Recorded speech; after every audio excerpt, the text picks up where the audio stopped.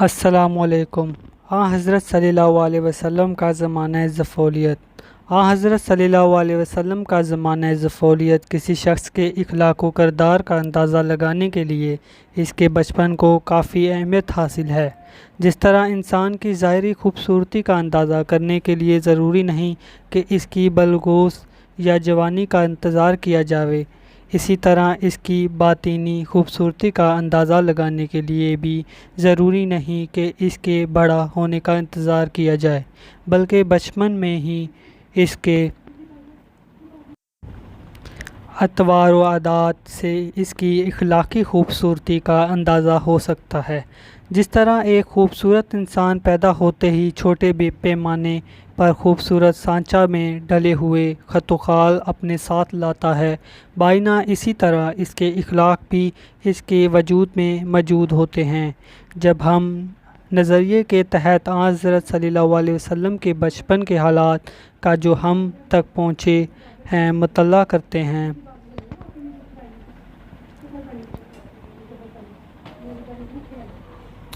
تو بچپن میں بھی ہمیں آپ کی وہی پاکیزہ تصویر نظر آتی ہے جو بعد میں زیادہ کمال و صورت میں دنیا کے سامنے تھی۔ حضرت صلی اللہ علیہ وسلم کی پیدائش۔ ابھی آپ اپنی والد و محترمہ کے بطن میں ہی تھے کہ آپ کے والد عبداللہ مدینہ میں اس عالم فانی سے رحلت فرما گئے۔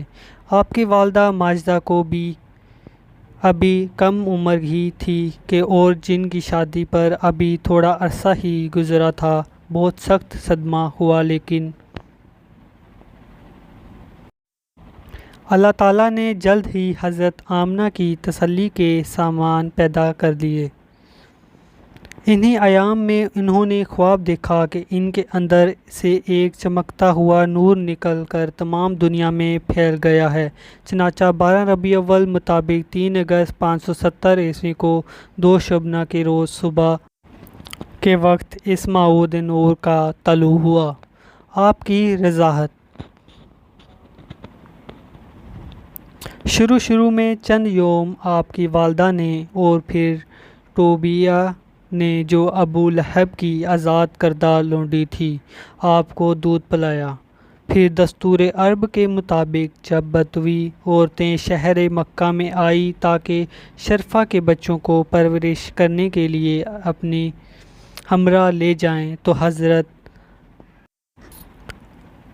آمنہ حضور کو بھی ان دعویوں کے پیش کیا، مگر چونکہ حضور یتیم تھے اور ان عورتوں کو حق الخدمت کے طور پر کسی بڑے انعام کی توقع نہ تھی، کوئی بھی آپ کو لے جانے پر رضامند نہ ہوئی۔ آخر قوم حوازن کے قبیلہ بنی سعد کی ایک عورت حلیمہ نامی آپ کو اپنے ساتھ لے گئی، کیونکہ وہ اور کوئی بچہ حاصل کرنے میں ناکام رہی اور اس نے خالی ہاتھ جانے سے بہتر سمجھا کہ ایک یتیم بچہ کو اپنے ساتھ لے جائیں۔